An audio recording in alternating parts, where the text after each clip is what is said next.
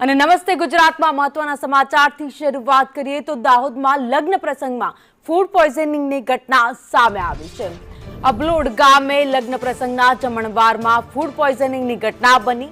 જમણવારમાં 1000 જેટલા લોકોને આમંત્રણ આપવામાં આવ્યું હતું। જમ્યા બાદ 250થી વધુ લોકોને ફૂડ પોઈઝનિંગની અસર થઈ છે। ફૂડ પોઈઝનિંગની અસર થતાં જ તેમને તાત્કાલિક હોસ્પિટલ ખસેડવામાં આવ્યા। તો હોસ્પિટલ ખાતે ડોક્ટરોની ટીમ પણ તૈનાત કરવામાં આવી। વધુ અપડેટ સાથે સંવાદદાતા હેમલ પંચાલ અમારી સાથે જોડાઈ ગયા છે।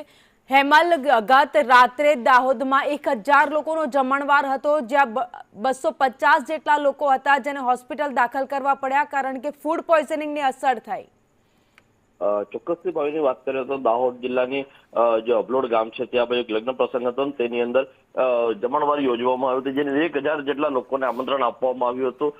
સાંજે 6 વાગે જે જમણ શરૂ કરવામાં આવ્યું હતું ને જમણ શરૂ થયા બાદ રાત્રે 11 વાગે લોકોમાં લક્ષણ દેખાયા હતા, જેની અંદર 250 કરતા વધુ લોકો જે છે તે લોકોને આની ફૂડ પોઈઝનિંગની અસર થઈ હતી। ખાસ કરીને જે જમણવાર હતું તેની અંદર દાળ ભાત, શાક, પૂરી, પનીર અને કેરીના રસ ખાધા બાદ અસરની શંકા થઈ હોવું જાણવા મળ્યું છે। ખાસ કરીને કેરીનો રસ અથવા પનીરની સબ્જી ખાધી હશે તેને લઈને આ ઝેરની આશંકા સેવાઈ રહી છે। ખાસ કરીને આ સમગ્ર ઘટનાને પગલે ગામની અંદર તેમજ દાહોદની ઝાયડસ સિવિલની અંદર લોકોને સારવાર આપવામાં આવી રહી છે।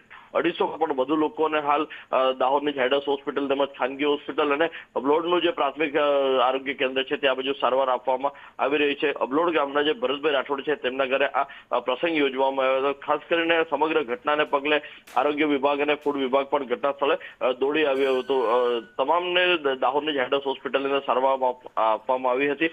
તે દરમિયાન ડોક્ટર તેમજ સ્ટાફની ટીમો દ્વારા તમામની સેવા કરવામાં આવી હતી। હાલ તો જે તંત્ર દ્વારા ખોરાકના સેમ્પલ લઈને તેની સમગ્ર તપાસ જે છે તે શરૂ કરવામાં આવી છે। જી, આભાર માહિતી માટે।